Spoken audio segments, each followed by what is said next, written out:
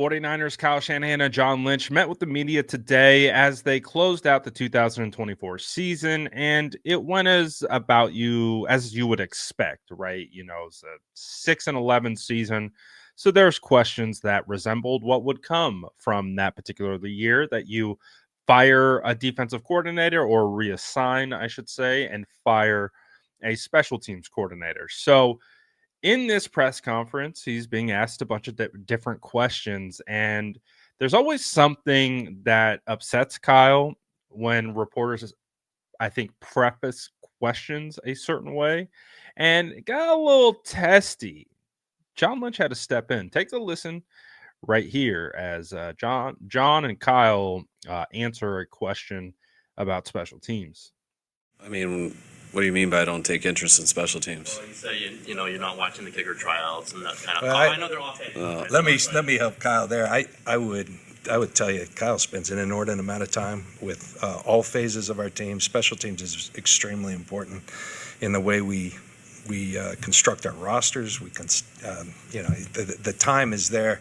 Now in kicking, neither of us are kicking specialists, so we don't sit here and profess to know everything about kicking and things of that nature. But the time issue, I'm sorry to interrupt, Kyle, but he spends plenty of time there. I just don't BS you guys. Yeah. That's it. Well, you turned it around on me there. But no, I just don't BS you guys with that stuff. But to say, we spent some heavy draft picks on special teams players, which I think is an investment. We spent some salary cap on guys. Bringing guys like George Odom, having Flanagan Fowles here these last couple of years. That's bringing back. Those were special teams decisions. Spent a third-round pick on a kicker. Making special teams changes is why special teams is important to me, because we do work at it. But it's wasn't good enough this year. I don't put that just on Brian by any means.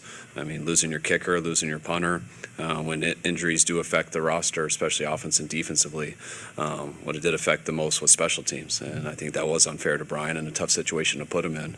But I do think it's an avenue we can get better in, and you can't change the whole thing out. And so Brian ends up being the fall guy for that. And I really appreciate him.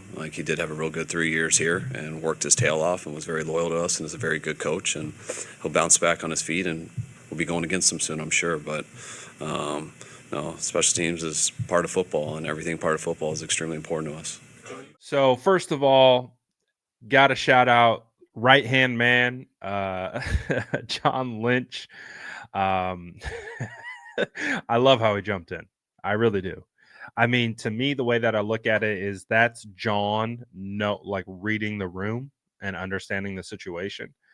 And I think, like I mentioned at the beginning, Kyle has a tendency to answer questions a specific way when you tell him how he feels or interprets or handles things. He always has a little so the question was being asked is, you don't care about special teams along those lines. And he's like, who said I don't care about special teams? And I think John instantly sensed that it could get a little spicy. So he steps in and is just like, hold on here. Kyle cares about every facet of this team. We're not going to sit here and pretend like we're kicking specialists, but we absolutely care. And then Kyle comes, and I think that kind of set Kyle on the path of, we've invested in the kicker, we've invested in the punter, we've signed special teams guys, because at the end of the day, Kyle is the effective GM, right? He makes the final say and decision and plan for the team. So he has to sign off on that. He has to allow that to happen. So he's basically saying, what are you talking about? Haven't I shown all the different areas where I have done that? And we have invested in special teams. So I thought it was handled well. Really, it wasn't a huge explosive press conference moment, but it was one where you could ooh, how'd that? Ooh. And that was between I think Tim Kawakami, and Tim interviews Kyle all the time.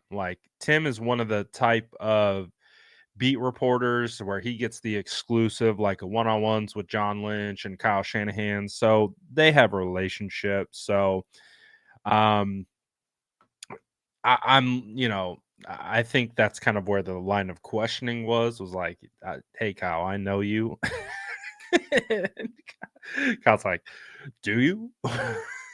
Do you though? And I thought the back and forth was, again, it wasn't bad, wasn't great. Just you could see that it walked up against that line and was like, "What'd you say? What'd you say I do?"